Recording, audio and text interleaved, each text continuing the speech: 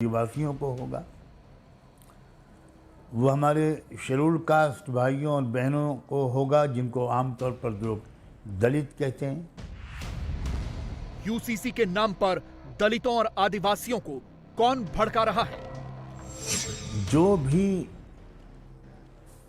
रियायतें दी गई हैं हमारे आदिवासियों को, जल, ज़मीन और जंगल के कानून के तहत सब छिन जाएंगे। ये कानून भी ख़त्म हो जाएगा और उनकी लाखों एकड़ ज़मीनें बिकेंगी और उन ज़मीनों के नीचे जो ख़जाने छुपे हुए हैं वो आदिवासियों के काम नहीं आएंगे।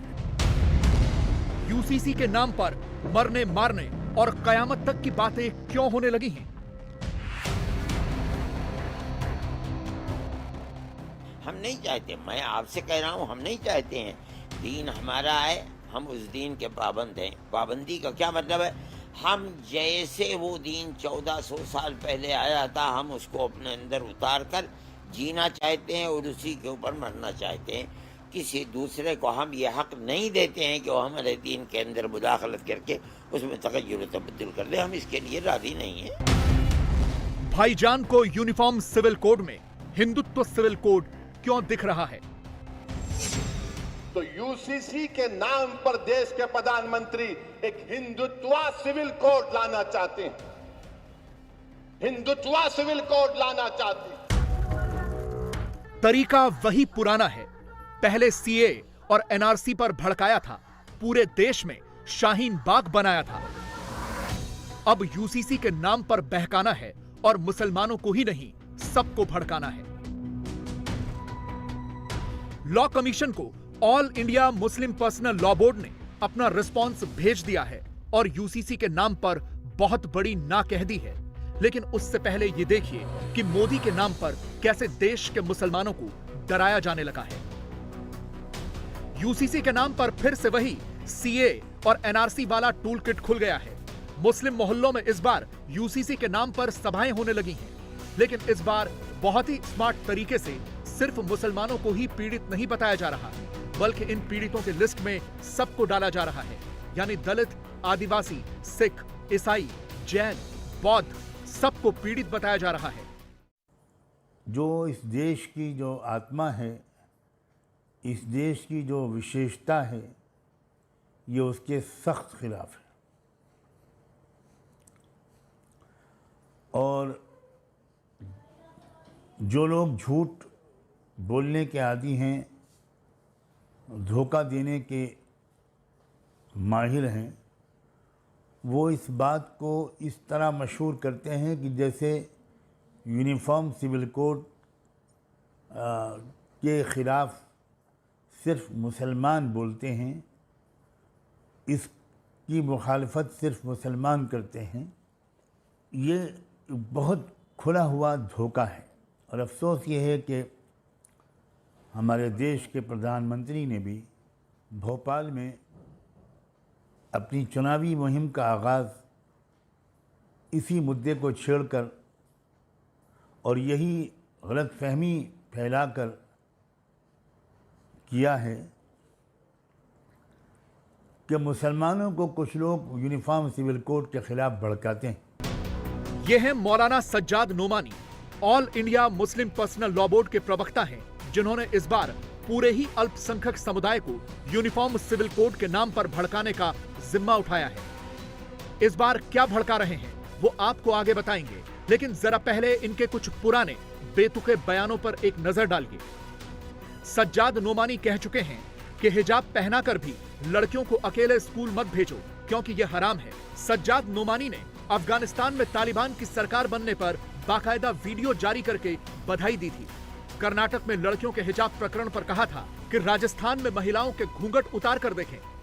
सज्जाद नोमानी कैमरे पर माफिया अतीक अहमद और अशरफ की हत्या के खिलाफ रो रो कर दुआ पढ़ चुके हैं और अब मुसलमानों के साथ साथ दलितों और आदिवासियों को भी यूसीसी के नाम पर डरा रहे हैं, झूठ फैला रहे हैं।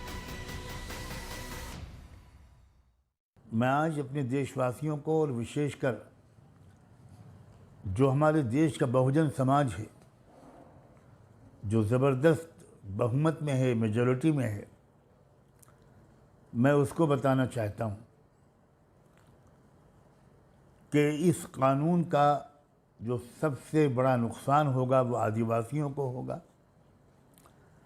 वो हमारे शेड्यूल कास्ट भाइयों और बहनों को होगा, जिनको आमतौर पर लोग दलित कहते हैं।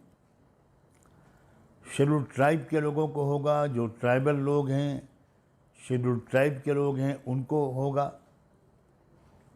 सिख भाइयों को होगा, क्रिश्चियंस को होगा, बुद्धिस्ट लोगों को होगा। अब सबकी अलग अलग कुछ आस्थाएं हैं, सबकी अलग अलग उन आस्थाओं से जुड़े हुए कानून हैं, उनके यहाँ की ट्रेडिशंस और कस्टम्स हैं, वो सब खत्म कर दी जाएंगी। सज्जाद नोमानी का झूठ देखिए। कह रहे हैं कि यूसीसी आने से आदिवासियों की जमीनें छिन जाएंगी। झूठा आरोप लगा रहे हैं यूसीसी के बाद आदिवासियों की जमीनों पर पूंजीपति कब्जा कर लेंगे। कह रहे हैं कि यूनिफॉर्म सिविल कोड के बाद सबसे बड़ा नुकसान इस देश के दलितों को होगा। ये भी कह रहे हैं कि सिखों, बौद्धों, आदिवासियों और दलितों के रीति रिवाज खत्म होंगे। ये बात सही है कि सबके अलग अलग पर्सनल लॉ हैं और शादी ब्याह के रीति रिवाज हैं, लेकिन यूसीसी कुप्रथाओं के खिलाफ है।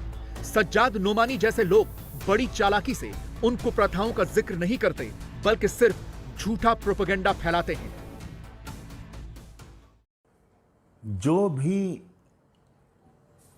रियायतें दी गई हैं हमारे आदिवासियों को, जल, ज़मीन और जंगल के कानून के तहत, सब छिन जाएंगी। आदिवासियों की ज़मीन को कोई ख़रीद नहीं सकता। कलेक्टर की स्पेशल परमिशन के बगैर जो मुश्किल से मिलती है, ये कानून भी ख़त्म हो जाएगा और उनकी लाखों एकड़ ज़मीनें बिकेंगी और उन ज़मीनों के नीचे जो ख़जाने छुपे हुए हैं वो आदिवासियों के काम नहीं आएंगे। अब तो सैटेलाइट के ज़रिए साबित हो चुका कि जिन इलाक़ों में हमारे आदिवासी लोग ज़्यादा रहते हैं, उन इलाक़ों में बहुत ही कीमती धातें कुदरत ने छुपा रखी हैं और वो जब निकलेंगी तो मालामाल हो जाएंगे उस ज़मीन के मालिक लोग। तो इससे पहले कि वो मरहला आए, वो स्टेज आए, वो कानून ही बदला जा रहा है। अब उन ज़मीनों को ख़रीद लिया जाएगा और चंद पूंजीपति उस ज़मीन को ख़रीदेंगे। इस टूल किट का हिस्सा सिर्फ सज्जाद नोमानी जैसे लोग नहीं हैं, बल्कि अरशद मदनी भी है। यूसीसी पर यह है 82 साल के मौलाना अरशद मदनी का रिएक्शन, जो दारुल उलूम देवबंद के प्रिंसिपल हैं और जमीयते उलेमाए हिंद के भी अध्यक्ष हैं। यूसीसी के नाम से ही मौलाना साहब कयामत का दिन याद करने लगे हैं और साफ साफ कह रहे हैं कि 1400 साल से जो कानून है वही मानेंगे, यूसीसी बिल्कुल नहीं मानेंगे।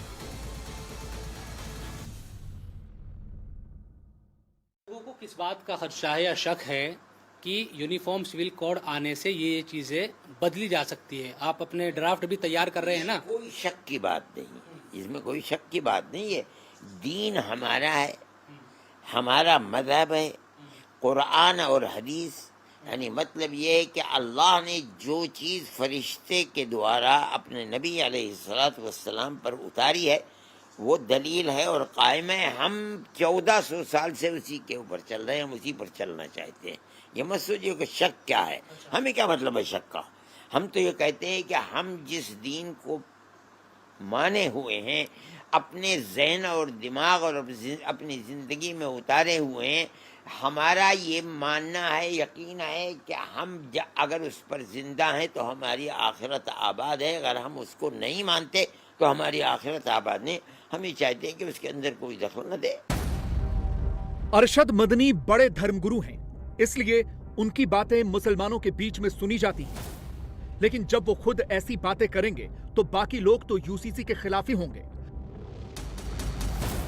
अरशद मदनी ने साफ साफ कह दिया है कि वो 1400 साल पुराने धर्म में कोई बदलाव नहीं चाहते हैं। वो ये भी कह रहे हैं कि पर्सनल लॉ में कयामत के दिन तक बदलाव नहीं हो सकता। वो कहते हैं कि मुसलमानों के पर्सनल लॉ में कोई भी दखलंदाजी न करे। लेकिन यह सोच सिर्फ अरशद मदनी की ही नहीं है, बल्कि अपने हैदराबाद वाले भाईजान को भी रैलियों के लिए नया मुद्दा मिल गया है। असदुद्दीन ओवैसी तो एक कदम आगे बढ़ गए हैं। उन्होंने यूनिफॉर्म सिविल कोड को हिंदुत्व सिविल कोड कह दिया है। आप क्यों लेके आना चाह रहे हैं? क्या वजह है? क्योंकि भारत के प्रधानमंत्री देश के प्लुरलिज्म और सेकुलरिज्म से वो नहीं मानते।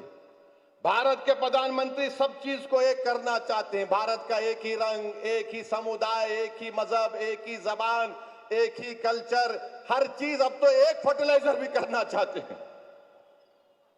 भारत के प्रधानमंत्री ये देश एक है और एक रहेगा, मगर इस देश में बसने वाले 130 करोड़ जनता हजारों तहजीबें, हजारों मजहब को मानने वाली, ये इस देश की खूबसूरती है। मगर भारत के प्रधानमंत्री को अनेकता से बड़ी नफरत है। भारत के प्रधानमंत्री अनेकता को नहीं मानते। देश के प्रधानमंत्री जान लीजिए कि ये महाद्वीप है। आप बताइए कि हमारे ट्राइबल हैं, आदिवासियों के कस्टम को क्या करेंगे? आदिवासियों के कस्टम को क्या करेंगे? तो यूसीसी के नाम पर देश के प्रधानमंत्री एक हिंदुत्वा सिविल कोड लाना चाहते हैं। हिंदुत्वा सिविल कोड लाना चाहते हैं। ओवैसी और उनके धर्मगुरुओं के निशाने पर सीधे प्रधानमंत्री इसलिए हैं क्योंकि अब इस टूलकिट को वोट बैंक खिसकने का डर सताने लगा है, क्योंकि मोदी ने अपना पोल खोल का एजेंडा सेट कर दिया है। आजकल हम देख रहे हैं कि यूनिफॉर्म सिविल कोड के नाम पर ऐसे लोगों को भड़काने का काम हो रहा है। मोदी ने मुसलमानों को भड़काने वाले गैंग को बेनकाब कर दिया है, इसीलिए ये सब बातें हो रही हैं। देश हो या विदेश, मुस्लिम कम्युनिटी में मोदी की पॉपुलैरिटी किसी से छिपी नहीं है। मुसलमानों का एक बड़ा वर्ग मोदी के काम का समर्थक भी है। इसीलिए मोदी ने अब पसमानदा मुसलमानों का जिक्र करना भी शुरू कर दिया। मोदी देश को अब ये बताने लगे हैं कि कैसे तुष्टीकरण की राजनीति करने वालों ने देश के पसमानदा मुसलमानों का शोषण किया है। उनके लिए कुछ नहीं किया, सिर्फ उनसे वोट लिया है। पसमानदा मुसलमानों का इतना शोषण किया है, लेकिन इसके ऊपर कभी देश में चर्चा नहीं हुई। जो पसमानदा मुसलमान है, उन्हें आज भी बराबरी का हक नहीं मिलता। उन्हें नीचा और अछूत समझा जाता है। सब इतने पिछड़े रहे हैं, इनके साथ इतना भेदभाव हुआ है। देश में मुसलमानों की कुल आबादी में करीब 85% पसमानदा हैं, जबकि 15% उच्च जाति के मुसलमानों की आबादी है। दलित और बैकवर्ड मुस्लिम पसमानदा वर्ग में आते हैं। बीजेपी का यह मानना है कि पसमानदा मुसलमान बीजेपी के कोर वोटर बनने लगे हैं। बीजेपी के दिमाग में 24 वाली रणनीति पूरी तरह से फिट है।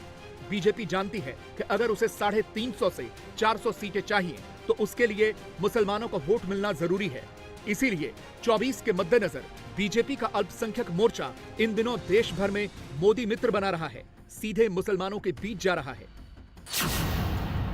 हर लोकसभा सीट में 500 से 600 तक मोदी मित्र बन गए हैं। बीजेपी का टारगेट एक लोकसभा में 5000 मोदी मित्र बनाने का है। एक विधानसभा में 700 से 750 मोदी मित्र बनाने का लक्ष्य है। अल्पसंख्यक मोर्चा ने मोदी मित्र बनाने के लिए 64 ऐसी लोकसभा सीटों की पहचान की है जहां मुस्लिम आबादी 30% या इससे ज्यादा है। देश भर में मोदी मित्र बनाने के बाद अल्पसंख्यक मोर्चे के प्लान के तहत मोदी मित्रों को प्रधानमंत्री मोदी से भी मिलाया जाएगा। मोदी विरोधी खेमे की असल समस्या यही है। इसीलिए YouTube पर, ट्विटर पर, फेसबुक पर, इंस्टाग्राम पर अचानक से यूसीसी के खिलाफ वीडियो बनने लगे हैं। मुस्लिम मोहल्लों में ऐसे वीडियो सर्कुलेट होने लगे हैं। विरोध की बात अलग है, रहा सवाल यकसा सिविल कोड का। जुडिशरी हमारे यहाँ अलग है, सिविल अलग है। कानून हिंदुस्तान का है। बाबा साहब भीमराव अम्बेडकर ने जो संविधान बनाया है वो सबके लिए बनाया है। और कल राहुल गांधी पर कौन सा बड़ा फैसला आने वाला है, इसकी डिटेल ब्रेक के बाद।